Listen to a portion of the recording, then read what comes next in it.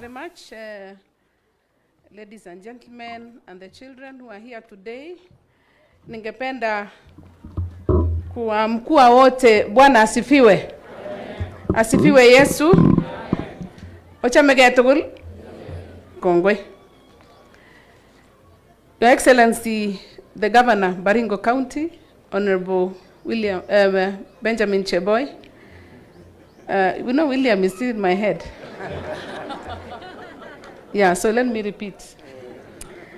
Your Excellency, the Governor, Baringo County, Honorable Benjamin Cheboy, Principal Secretary, State Department for Children's Services, CPA Karen Achieng Agengo, Principal Secretary, State Department for Gender Affairs and Affirmative Action, PS Anne Wangombe, Bishop Koskei, Emeritus, who is a member of parliament and also representing the area member of parliament, and also in your capacity as a person living with disability, the speaker of the county of Baringo,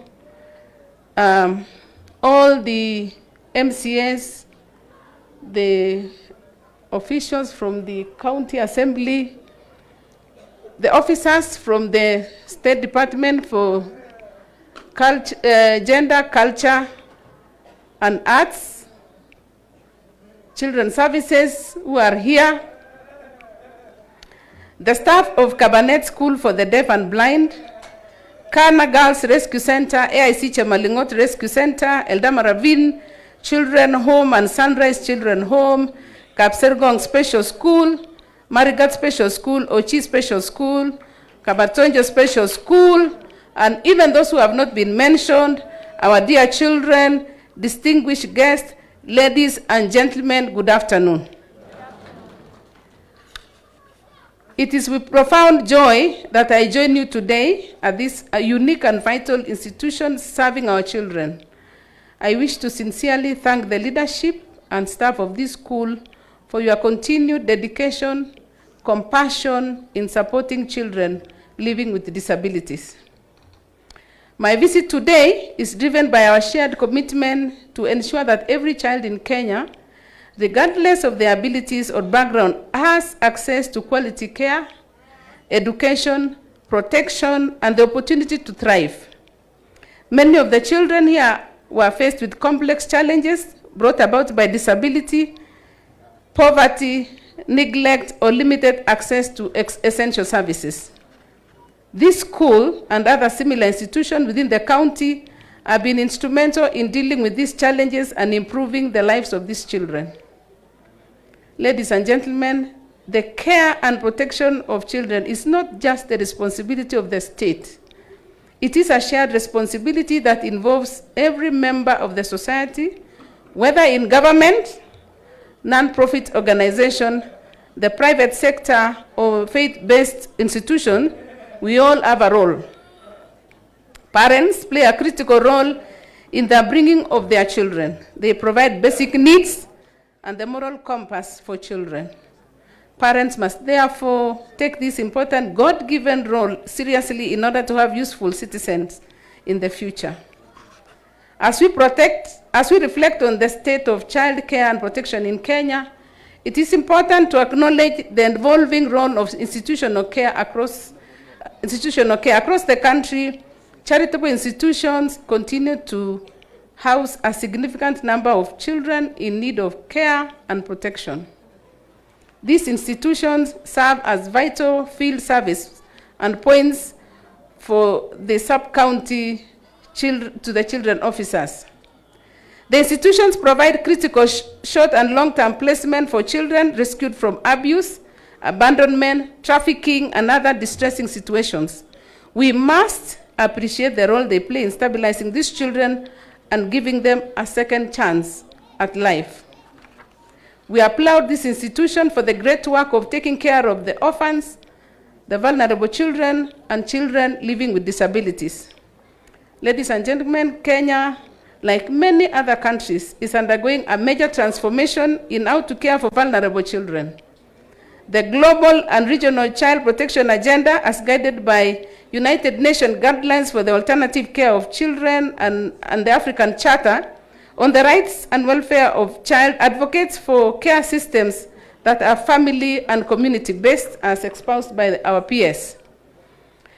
At the heart of this care reform is the belief that family is the best place for a growing child. The ministry is therefore spearheading a transition from institutional care to family and community-based alternative care, which includes kinship care, foster care, kafala, guardianship and adoption. This transition is transforming charitable children's institutions to child welfare programs. The future of the child in Kenya lies in collaboration between government, non-state actors, families, and communities. We urge charitable institutions to embrace this shift, partner with the government in identifying children who can be placed back with their families or within the family-based care arrangements such as adoption, guardianship, and foster care. Work with us in strengthening families, preparing children for integration, and supporting follow-up mechanisms to ensure child safety and well-being. We recognize the need for coordinated efforts between the national and county governments. Thank you, Governor and team. Together, we must establish safe and child-friendly spaces for children in emergencies, including those rescued from abuse, exploitation, and conflict. These safe places must be adequately resourced, staffed, and regulated, something that has been repeated over and over again. The issue of non-payment of the staff, the understaffing, and the need to ensure that we keep the child learner-teacher ratio. Ladies and gentlemen, further I appeal to our donors, most of whom are here today, development partners, companies, and individuals to continue supporting childcare and protection in the country. Let us continue to work together to build a child protection system that upholds the rights, dignity, and best interest of every child, including those with disabilities and those with special needs. Let us commit to a future where every child grows in a safe, nurturing, and loving family environment. And as a ministry, we are determined to make sure no child is left behind. Before I say the last word, which will be thank you, let me take this opportunity to thank the county government of Baringo. I've been listening from morning on what they have done, especially Governor Cheboy, what you did in your first term. Thank you very much for the good work that you did. No wonder you came back. Let me also recognize my sister, Afra, from GBRC, Alberta. We are with you in West Pokot. I know the good work that you are doing, and we have agreed with you that we are establishing a gender rescue center in Baringo, and it should be ready by August. Sindi tulisema. Let me also thank the Child Welfare Society of Kenya. I've heard the good work that you have done in doing the boreholes. You know something, when it is mentioned over and over again, even if it is not written, you remember. Thank you for the good work. Let me thank GAF for also the good work that you are doing, because you are reaching the women, and when you deal with the women, you're actually dealing with the family, and you're dealing with the children. Picture. And I will be very brief because I'm sensitive to the children. When I saw what the governor did on in February, this year, governor, isn't it? This year. I guess that was on the 14th. Normally, 14th is what is called the World Lovers Day. Watu wanapendana, wanavaa red, wanatembea. On that particular date, my own lover, who is William Cheptumo, was in hospital. That was on the 14th of February. he lived on the 15th at the ICU, and he passed on the 16th. What does that mean? He handed me over to other lovers, who are these children.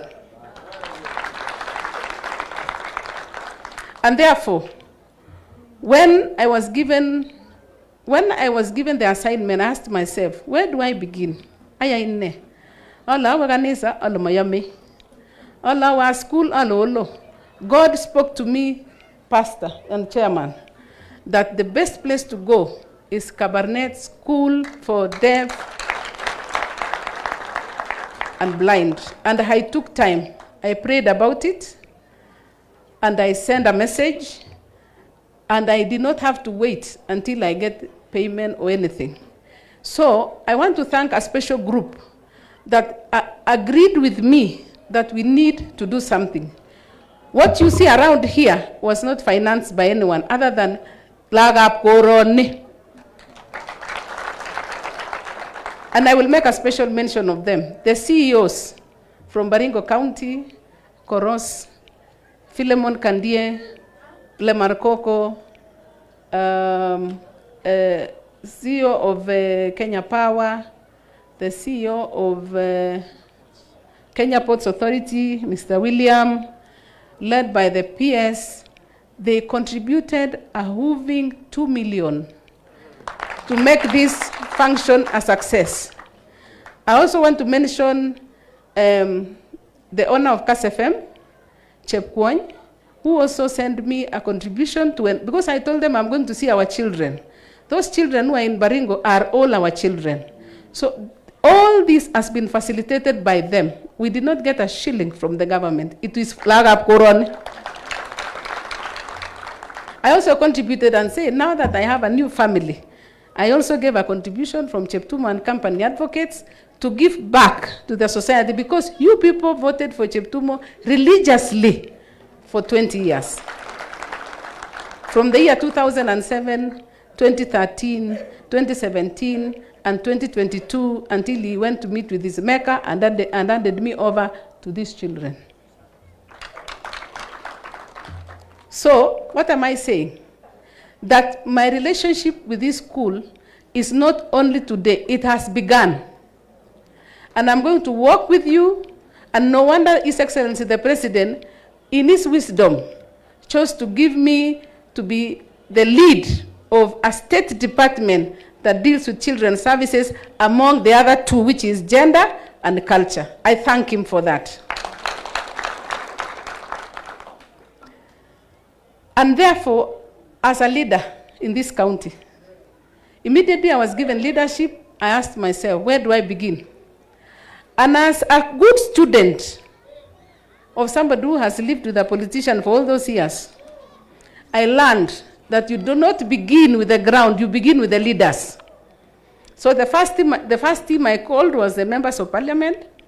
We came, we sat, and we agreed on the way forward. The next team was the PS, Tanui, and the CEOs. We sat, we agreed.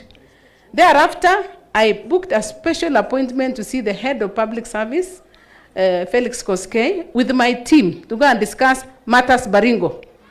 Because I came when already kazi imefanywa, watu walikuwa half term. Unajua ukisoma ukishafika wewe una join shule kama watu wameenda half term, unaingia na wao wamesoma, wewe unashinda ukisema what were people doing. So they can either tell you or no. So I knew the custodian of all that information, the MPs, the governor, led by the head of public service. So as I stand here, I know everything what is happening in Baringo. And therefore, the information I have today is this, that projects from Baringo are going to be done. Baringo University has already been spoken to. The kiwanja na mita you no gigite karibu korog lakini tomo getar. The stadium. I spoke with the CS Mburia. Alenje Mburia ingene yobendi bigo tyare mbire ngemengwang agonyoru abayayen sherehe ngemengwang go paisien kiwanja reke paisiene. So I told him, Waziri, What do I do? What will I tell my people? Tell your people that the stadium in Kabarnet will be done. I went to CS Chirchir and asked him, what do we do with the roads? Baringo. He gave me the list. This is the list of all the roads. Had it not been because of these children, and I really understand that we have kept them for too long, ningewasomea what is the latest information as far as our roads are concerned. Nataka nisome. Walimu mmekubali? Happy principal? Aya. I will be very fast. The roads that are here is Ainamoi Kabluk Parwesa Road. The current status is 100% complete, 40 kilometers of tarmac. The cost is 2.1 billion. The project is under defects for a liability period, and it is being considered for purposes of redoing. The other project is Karandi Mochongoi Marigat Road. Nasoma two remarks because of the children. The contractor is in the process of assigning works to Intex Mochongoi Marigat section in Baringo. The engineers wakinateleni mnaelewa hiyo. Ainamoi, Kapkelelwa, Kapkayo, Tenges, Kapkayo, Kipsaos Road. Project was terminated, repackaged and advertised. Procurement is ongoing. Kamukunji, Kisanana, Kipkitur, Mugurin, Lekbogoria, Kipkitur, Mogotio. Contractor paid under Article 223 of the Constitution and has resumed work. Yani, kwa wektegegase, wamerudi hapo. Kasoyo, Riwo, Seretunin, Talai, Kasisit, the works are ongoing. I think you can confirm that, isn't it? Then, Kipsaraman, Kinyach, hiyo kwenda huko kwetu. Contractor is fully mobilized. Permanent works have commenced. Is that okay, Sitoi? Very good. Kinyach Aror Kapsawa Road, funded by CBD and the government of Kenya. The contractor is fully mobilized. Yagile mobilized ko gile kaka wekta ya contractor ya ko ko chiki tul gile wekta sta gas kingara seju awejweji sine. Emining Saos. Don't worry, ako sawa. Emining Saos Society periodic maintenance works are ongoing. Kasoyo Tenges House periodic maintenance works are ongoing. Usikia ongoing ni zinaendelea. And then Eldamaravin Makutano Road project works are substantially complete. Marigat, Loboi Junction periodic maintenance are ongoing. Kabarnet, Kabartonje, Kipsaraman periodic maintenance works complete. Access to Torongo Muachon ICT Center, Baringo County, works are substantially complete. The rest which are under procurement, you know, procurement ni wametangaza ndio sasa watu watafute contract. Wale ziko procurement ni Torongo Trip Katoi Tugumoi Sirwa Kimngorom Road, Kartor Kabdip Chemilan Chemuso Road under procurement. Society Kabia Solian procurement. Osen Loop to Kabartonje ile inapitia kwa inaitwa nini Saimo? Yes. Under procurement and the prices higher. Engineers kuna ya 800 million, 400 million, 15 million, 20 million, 40 million. Na Loru Kadagoi Road 110 million under procurement. All these roads pesa imewekwa.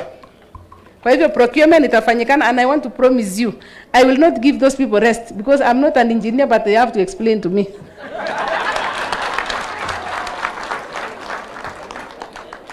Water projects. Sasa mambo ya maji. So you said I'm the mouthpiece of the county. Yes. They are actually telling me what is happening. Summary of the other ongoing water projects funded by the national government in the county. Water projects. Eldamaravin projects. Chemasusu water project is complete, finalizing last mile connection under gravity, covers Eldamaravin lower parts including Rongai phase 2 for Upper Chemasusi, Kabuloi and Narasha. It is in the design phase. Eldamaravin sewage site preparations are underway, finalization of funding and tendering are ongoing. Mogotio and Baringo South projects, Radar Dam, Public-private partnership for domestic and irrigation use funding negotiations are ongoing. Baringo Central and Baringo North projects. Karibu sana Mheshimiwa Kiborek. Kirandich Dam Phase 2 extension of water to Kitura and Kabartonjo Township. Kabarnet sewage is at 35% complete. Upcoming projects. Funding, sasa ndi upcoming, sasa hii sio ile yenye imepangwa. Upcoming projects, we have funding sourcing for Amaya in Tiati and Pergei in Baringo North, serving both Baringo North and Tiati. Education, Kabarnet University, which will start admitting students from September, is already enlisted in KU. That one simulikuwa mnajua hiyo. And then Kabarnet Stadium, I've already spoken to it, that I spoke with the CS, Sports, Youth and Creative Economy, and that one I will follow up. All the projects that were promised, nishaambiwa na mimi nafuatilia. Ninauliza na nikiambiwa nakuja naambiwa vile iko. Yes. So what else do I need to say? In respect to what was said about the children, what we came today is, this is only one of the venues. But we are taking all the needs from all the institutions from Baringo County. We chose only here because this is the county headquarters.